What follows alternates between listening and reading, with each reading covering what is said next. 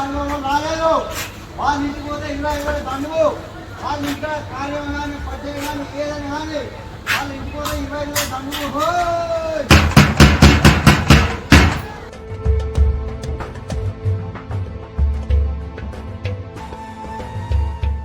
మమ్మల్ని చూసి ముఖం సాటేస్తుర్రు.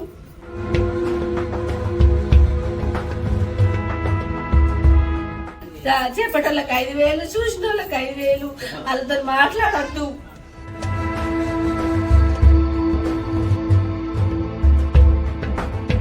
అతను మాట్లాడిన వాళ్ళకి 25,000 దండగాని తప్ప దాటిచ్చిరు సారు.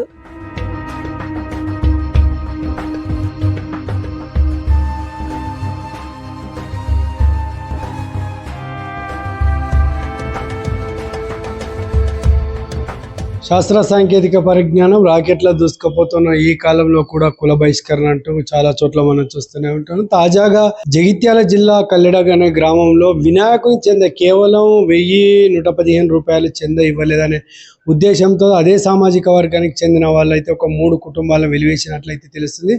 ఆ వెలివేయడమే కాకుండా ఈ కుటుంబాలు ఎవరు మాట్లాడినా, ఎవరు వాళ్ళ ఇంటికి ఏదైనా ఇవ్వడానికి వెళ్ళినా, తీసుకోవడానికి వెళ్ళినా కూడా 25,000 రూపాయల జరిమానా విధిస్తూ అయితే కుల పెద్దలు అయితే బహిష్కరణ చేయడం కూడా జరిగింది. ఇంకా దీంతో పాటు ఒక డప్పు చాటింపు చేయడం కూడా జరిగింది. అంటే ఆ వారితో ఎవరు మాట్లాడద్దంటూ ఆ ఊర్లో ఉన్న శంకరతనికి డబ్బులు ఇచ్చి ఆ ఊర్లో చాటింపు చేయడం కూడా జరిగింది. చాటింపు చేయడం అంటే ఆ ఊరి గ్రామంలోకి వెళ్ళి అక్కడ ఆ కాలనీలో చెప్పడం కూడా జరుగుతుంది. ఇట్లా చాటింపు చేయడం కూడా జరిగింది. అంటే చూడండి ఎంత పరిస్థితి దారుణంగా ఉంది.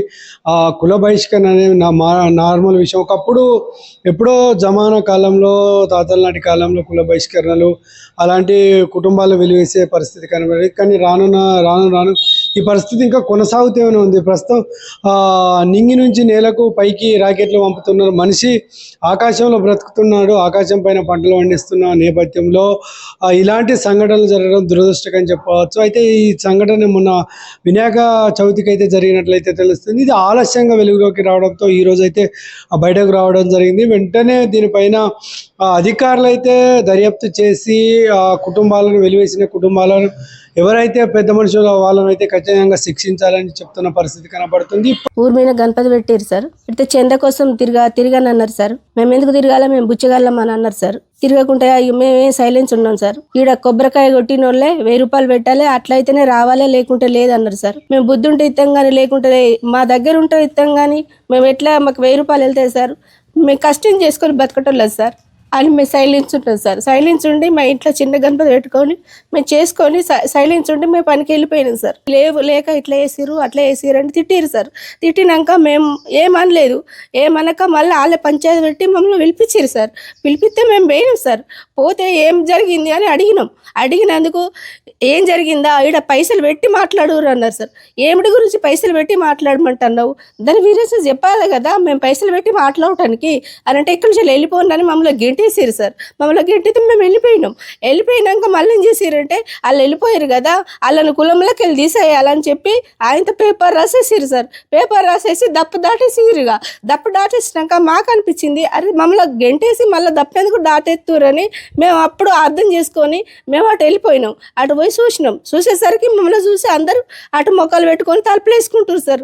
ఆహా మాదేనా అని మేము ఏడ్చుకుంటే ఇంటికి వచ్చేసినాం సార్. మాకు బాగా బాధ అనిపించింది సార్. కొడుకు మీద కేసు పెట్టిండు సార్.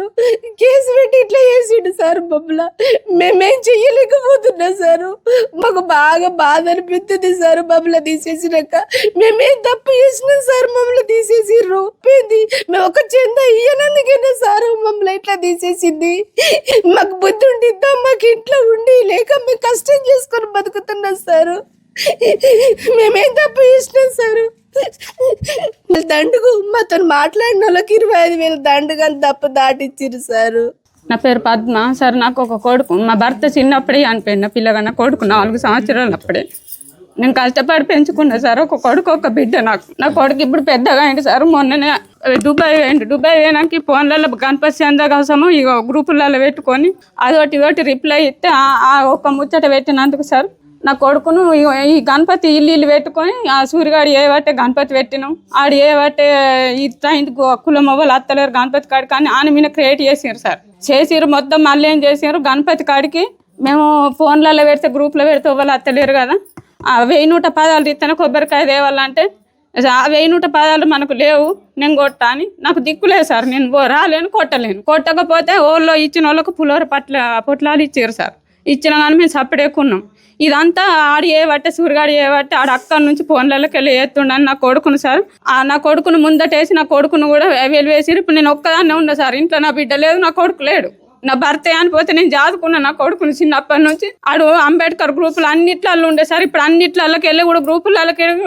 వెలివేసిరు సార్ ఇప్పుడు నా బిడ్డ కోళ్ళు వస్తారు నా కొడుకు కోళ్ళు వస్తారు పిల్లని వాళ్ళు ఇస్తారు నా బిడ్డను వాళ్ళు చేసుకుపోతారు వాళ్ళన్న రూపాయి ఇస్తారు నాకు 4 ఇండ్లకు వాళ్ళన్న పోతే 20,000 జవానాతో వాళ్ళన్న చూసి చెప్పిన వాళ్ళకు బహుమానం 5,000 అని చెప్పారు సార్ చెప్పి దాటిచ్చినాక మేము కాముగా ఉన్నాం సార్ సప్పుడేకున్నాక మళ్ళీ సాయంత్రం ఒక పిల్లగాని మీద కేసు పెట్టారు సార్ ఇలా కొడుకు మీద అంజీ అనే పిల్లగాని మీద కేసు పెట్టారు. ఇప్పుడు ప్రస్తుత కాలంలో కూడా ఇలాంటి సంఘటనలు జరగడం అనేది చాలా దురదృష్టశాతం అని చెప్తున్న పరిస్థితి కనబడుతుంది. ఏదేమైనప్పటికీ ఒక కుల బహిష్కరణ అనేది ఎప్పుడో మనం అంటరానితనం క్రీస్తు పూర్వం బ్రిటిష్ వాళ్ళు ఉన్నప్పుడు నడిచిన పరిస్థితిని ఇప్పుడు కూడా వెలుగులోకి రావడం అయితే కలకలం రేపుతుందని చెప్పుకోవచ్చు. ఇది జగిత్యాల జిల్లా ఉమ్మడి కరీంనగర్ జిల్లా వ్యాప్తంగా అయితే సంచలనం సృష్టిస్తుందని చెప్పుకోవచ్చు. గతంలో కూడా కొన్ని సంఘటనలు చూసాము.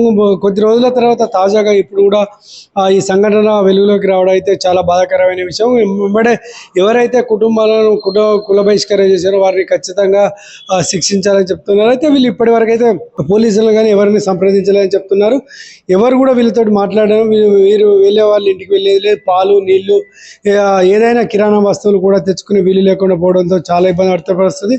ఆ నోట ఈ నోట తెలియడంలో మీడియా మిత్రులు వెళ్ళి అక్కడైతే పూర్తిగా పరిశోధన చేసిన తర్వాత నిజమే అని తెలిసిన తర్వాత వారి నుంచి అయితే ఆ సమాచారాన్ని సేకరించి అయితే ఆ సమాజానికి తెలియజేసే విధంగా అయితే పోస్ట్ చేయడం జరిగింది. అయితే ఇలా సంఘటన చూసుకున్నట్లయితే ఎంత దారుణమైన పరిస్థితి మనం చూసుకోవచ్చు. ఏది ఏమైనప్పటికైతే వారిపైన కుల బహిష్కరణ చేసిన వారిపైన కఠిన చర్యలు తీసుకోవాలని చెప్తున్న పరిస్థితి కనబడుతుంది.